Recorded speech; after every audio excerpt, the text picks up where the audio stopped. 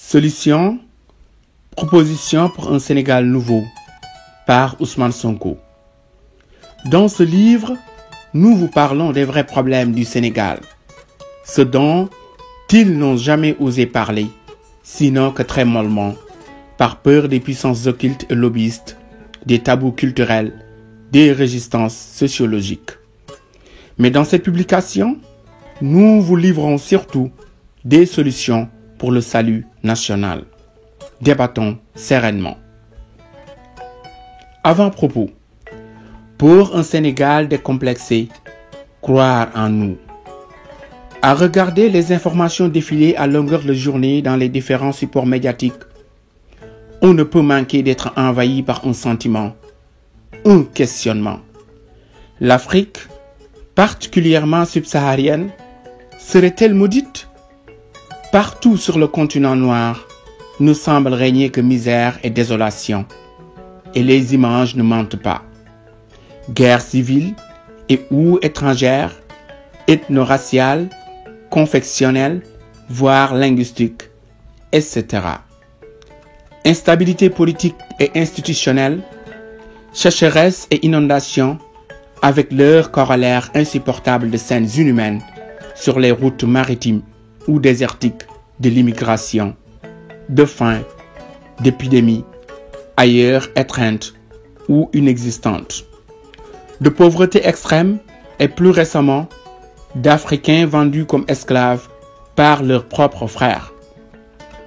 Le Sénégal a échappé jusqu'à présent aux plus aigus des causes de ces fléaux, mais n'en manifeste pas moins curieusement les effets au même titre et quelquefois même plus que de raison. À écouter et bien entendre les Sénégalais dans les discussions de rue, de bureaux ou de salons, dans les débats médiatisés et les tribunes religieuses, deux attitudes contradictoires dominent. D'une part, il y a ceux qui expriment un pessimisme irréfragable, une lassitude et une abdication face aux échecs répétitifs, aux trahisons politiques, à la crise sociale et économique permanente et ses conséquences désastreuses. Pour cela, le mal est fatalement incurable. Le Sénégal serait maudit, comme le reste de l'Afrique d'ailleurs. La pauvreté, le chômage endémique, les problèmes primaires de santé, d'éducation, de nutrition et notre rang parmi les pays les plus pauvres de la planète en sont, entre autres, une parfaite illustration. Il n'est pas rare que ce pessimisme conduise radicalement à une analyse socio-anthropologique reproduisant le cliché d'une race noire qui serait maudite, paresseuse, insuffisamment dotée de capacités intellectuelles et organisationnelles. D'autre part, il y a les optimistes insouciants, ceux qui ramènent tout à Dieu, nombrilistes à souhait, sur fond de narcissisme micronationaliste. Pour ces derniers, le Sénégal serait le premier pays au monde et que tout y marche au mieux, dans le meilleur des mondes possibles.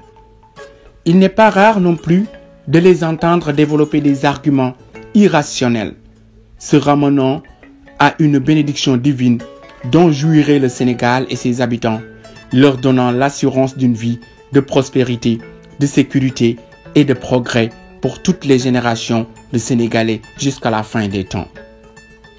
Ma conviction est que ni les uns ni les autres n'ont totalement raison ou tort.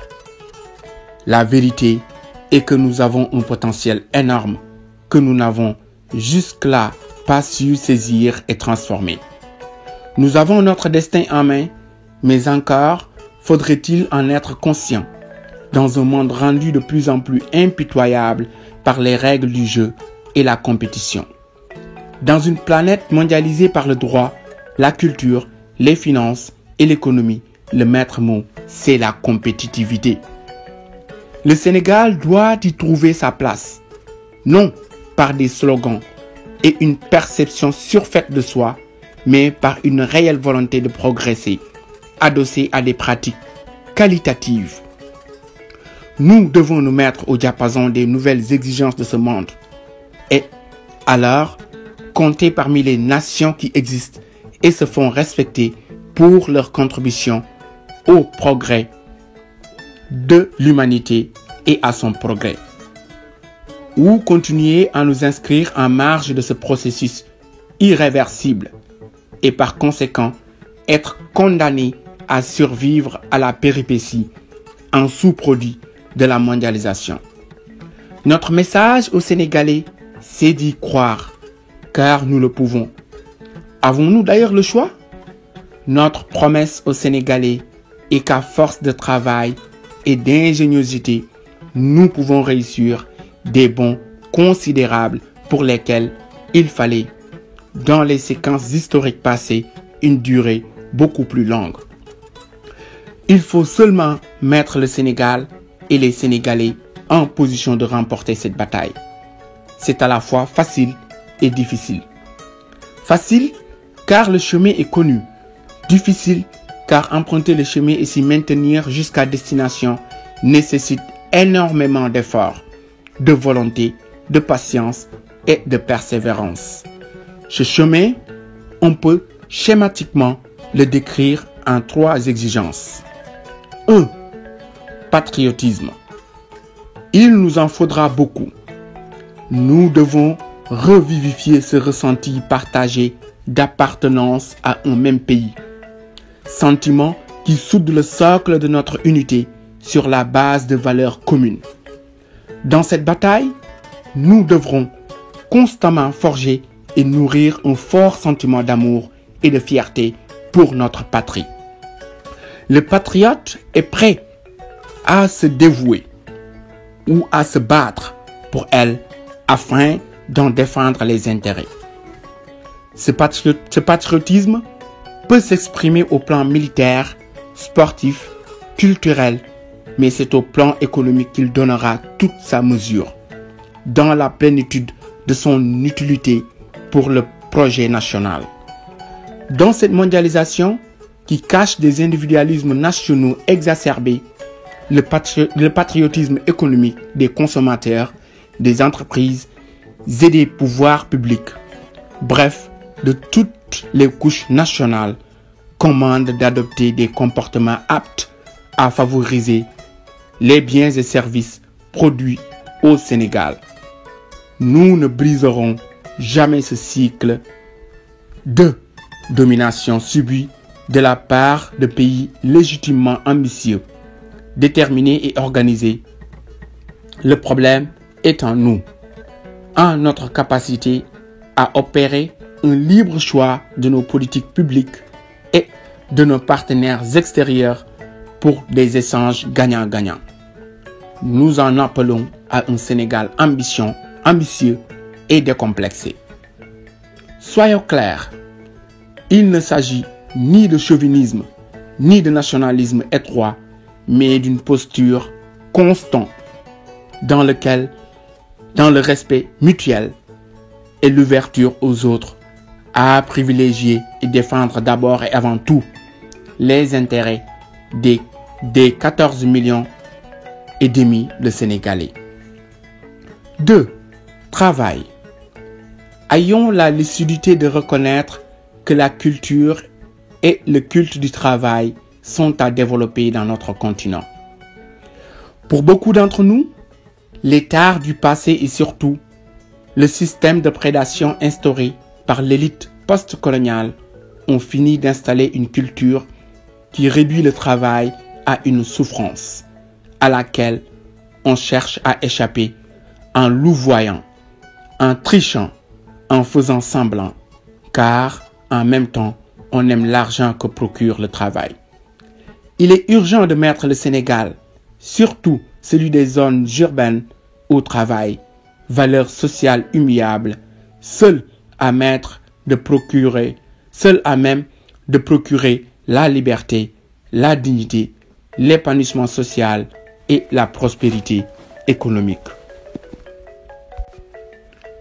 L'un des facteurs essentiels qui expliquent les écarts entre les nations, tels que révélés par de nombreuses études, est le rapport de chacune au travail. Nous devons nous regarder de face et admettre que nous n'avons pas le même rapport au travail, quantitativement et qualitativement, que les Sud-Coréens, les Allemands, les Américains. Il nous faut rebâtir un Sénégal qui privilégiera le travail, en créant les conditions pour tous, le récompensera à sa juste valeur et sanctionnera tout ce qui l'entrave. 3. Éthique. Aucune société n'a autant théorisé les valeurs éthiques fortes de droiture, njub, de dignité, jom, de fierté, fulla, d'honnêteté, de goût, de loyauté, colère. Aucune société, pourtant, ne les foule aussi allègrement aux pieds que la nôtre. Ayons le courage de le reconnaître. Pour beaucoup d'entre nous, l'intégrité constitue davantage une posture qu'une conviction. Nous aimons parler des valeurs, de ce qui doit être, de morale ou de religion, mais cela se limite souvent à la rhétorique. Or, sans ces normes que chacun doit se fixer pour éviter de nuire aux autres, jamais les comportements du plus grand nombre ne sécréteront le bonheur collectif. Il faut faire renaître en chacun la conscience de la nécessaire conciliation de l'intérêt individuel avec l'intérêt général et le sentiment de l'obligation de renonciation au premier lorsqu'il contredit le second. C'est tout le sens de la vision qui structure notre offre politique autour du triptyque. Mettre fin à l'entrepreneuriat et à la marchandisation politique.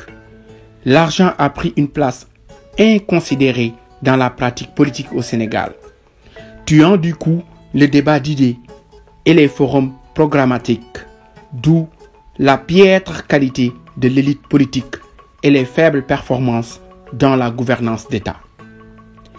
Exprimer de nouvelles voies de développement économique et social depuis plus de 50 ans, quels que soient les gouvernements en place, les politiques publiques empruntent les mêmes schémas, avec la même forte dépendance à l'aide extérieure dont une bonne partie est recyclée par l'État sous forme de prébendes à partager entre personnes et groupes d'influence au détriment de la grande masse. Ces schémas ont largement prouvé leur inefficacité, voire leur nocivité. Et il faudra du courage politique pour rompre avec et inventer une nouvelle gouvernance économique et sociale. Redéfinir le contrat social. Depuis plusieurs années, sous l'effet de la crise socio-économique et des manipulations politiciennes, la société sénégalaise se délite lentement mais sûrement. Les communautarismes sous diverses formes augmentent. Le repli sur soi grandit et l'action publique devient de plus en plus le reflet d'influences dominantes qui se succèdent, au lieu de traduire un projet national fédérateur, stable, partagé et orienté vers le futur, tout en étant respectueux des identités spécifiques. Voilà les constats alarmants qui ont hâté notre engagement en politique et les convictions fortes qui fondent notre combat pour un autre Sénégal, un Sénégal meilleur, un Sénégal d'espoir. Conviction forte que malgré tout, il ne tient qu'à nous de briser ce cycle d'échecs et de déceptions, car les solutions sont bien en nous. Mais il faut s'y atteler dès maintenant. Nous avons déjà perdu trop de temps et le monde ne nous attend pas. Fin de l'avant-propos.